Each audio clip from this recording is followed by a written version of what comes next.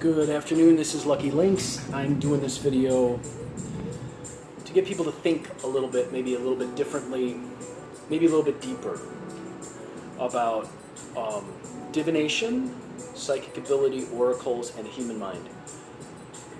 I'm going to pose a couple of questions here that I'm not necessarily going to answer, but maybe these questions will leave you to gain a deeper understanding, hopefully.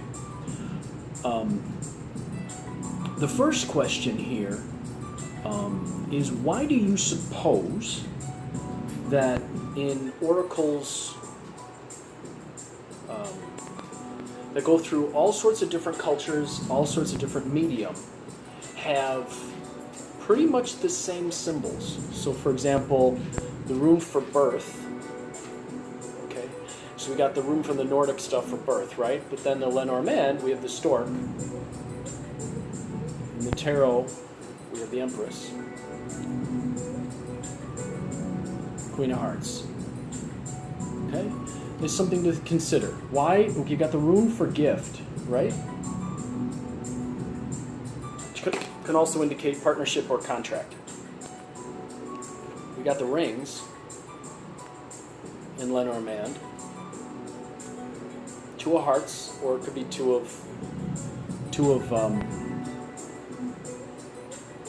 clubs, or king of hearts, as I have it here,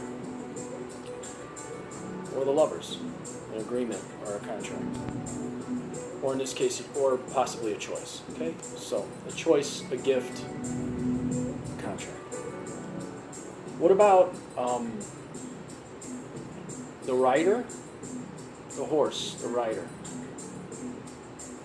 Lenormand, we've got the rider. Tarot,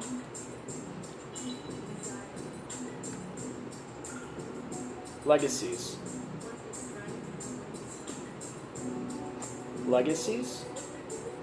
and then I didn't pull it up, but we got the 10 of clubs, or 10 of pentacles, 10 of coins in the tarot. Okay, we've got pleasure and joy. Pleasure and joy. Pleasure and joy.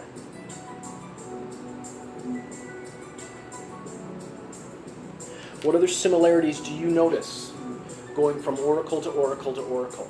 So when people say that, this is different than this oracle, there's a reason why these symbols go through all these different oracles. What do you think it is?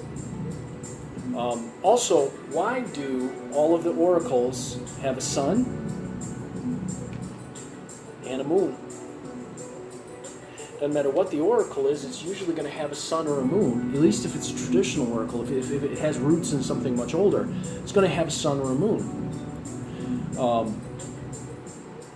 Also, I wrote my notes down. What about these modern oracles that ignore some of these particular symbols? Do you think that hurts them or makes them stronger? Do you think it leaves something out? Do you think it makes their accuracy more potent or less potent? And why do you think that all of these symbols repeat through so many stories in so many cultures? Aladdin, Cinderella,